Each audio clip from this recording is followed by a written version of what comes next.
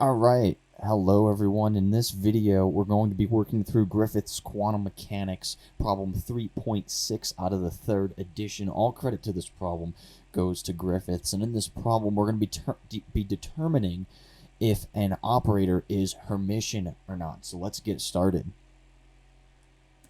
So we're given the following operator here. Q hat is equal to the second derivative with respect to phi. And we basically want to know if this is Hermitian or not. And so the best way to determine if it's Hermitian is to see if it satisfies the following, property of a Hermitian operator, which is that if we apply it to two different functions, so let's say we have function, this function f, and we apply q hat to another function g, then we should get out that it is equal to q hat applied to f in the bra, and then in the cat, just the g. We should see this property take hold and take place. So we're going to go through and just make sure that this is actually, in fact, the case. So let's do that really quickly.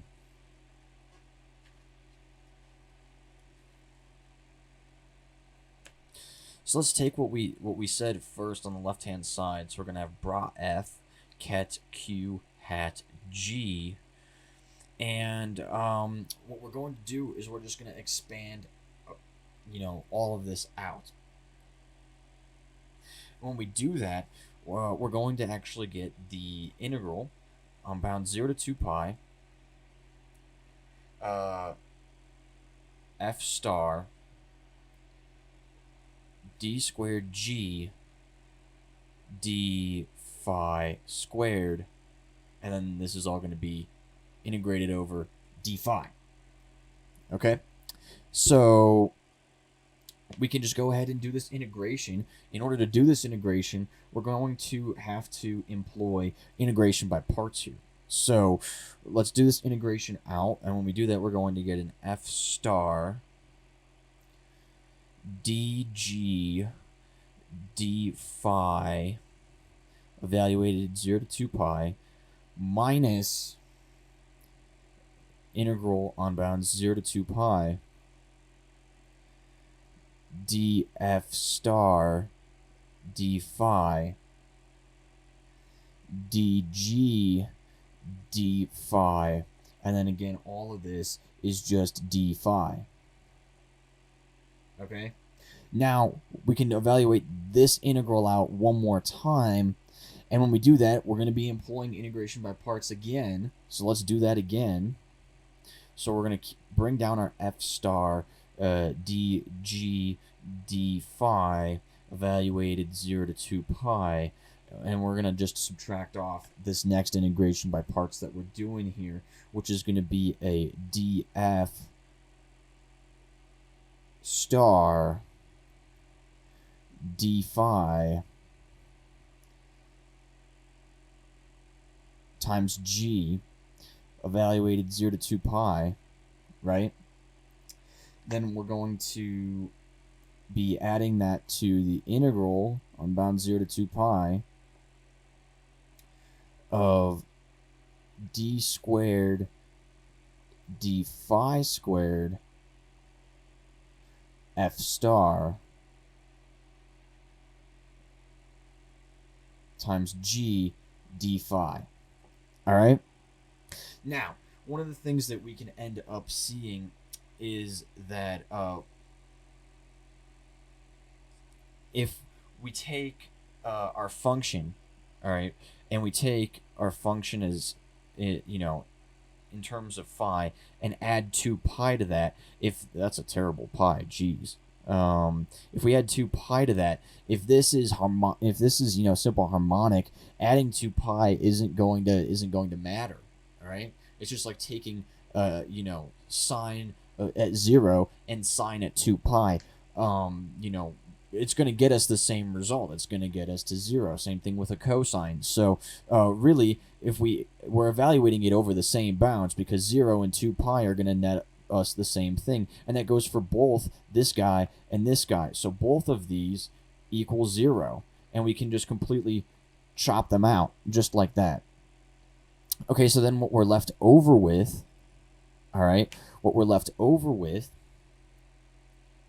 is we're left over with, so if we bring this down again and go f, bra f, q hat g in the cat, and we say that that's equal to this integral,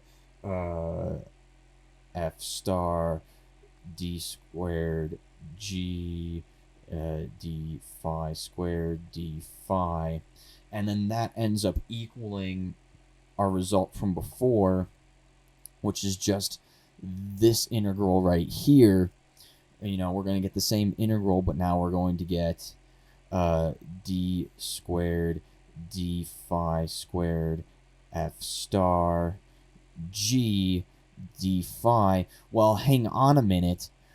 You'll notice that that's just our operator being applied to f star. So all of this is just equal to q hat f in the bra and then ket g.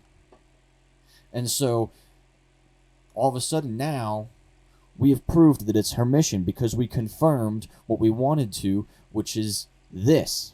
So we know that the q hat operator is Hermitian.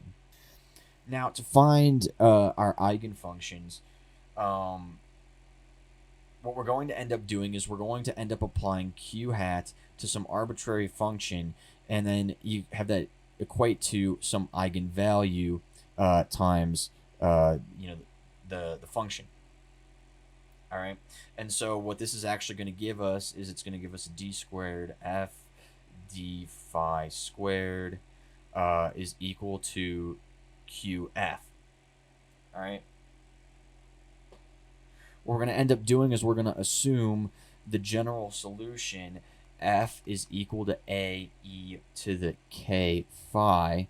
All right, where k is some constant and a is some arbitrary constant.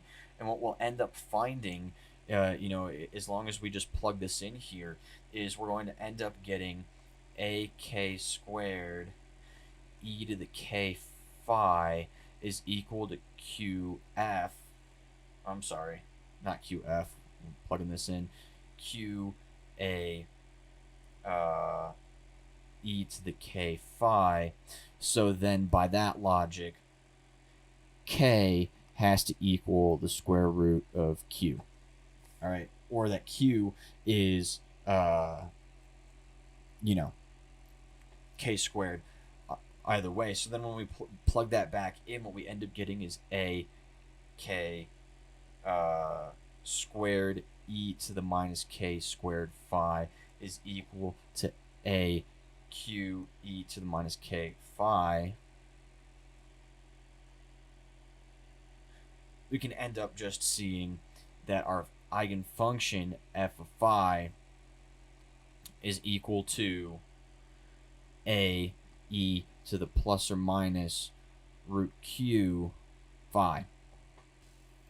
So now what we need to do is we need to take this result that we got for our eigenfunction and apply it to our periodicity condition. Our periodicity condition is that f of phi, if you recall, is equal to f of phi plus 2 pi.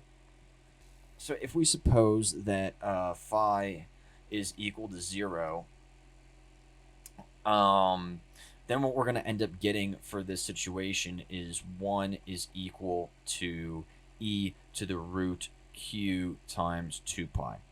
All right? This is what we're going to end up getting. But for this to be true then, q has to be imaginary.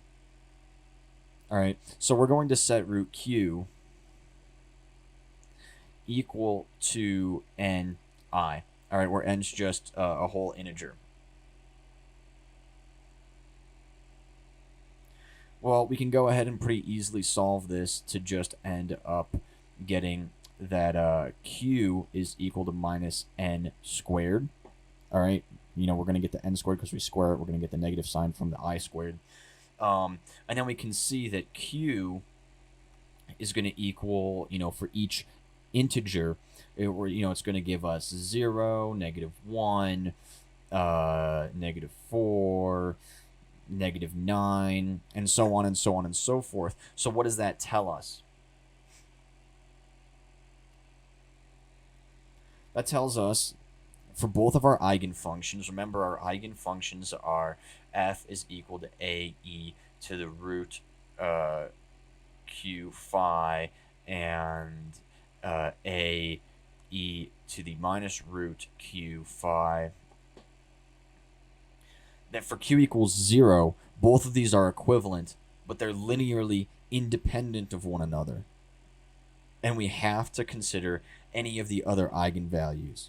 Because of that, all right, because, if we go back here and we know that, for anything besides 0, it's going to be linearly independent of one another, that the spectrum is degenerate.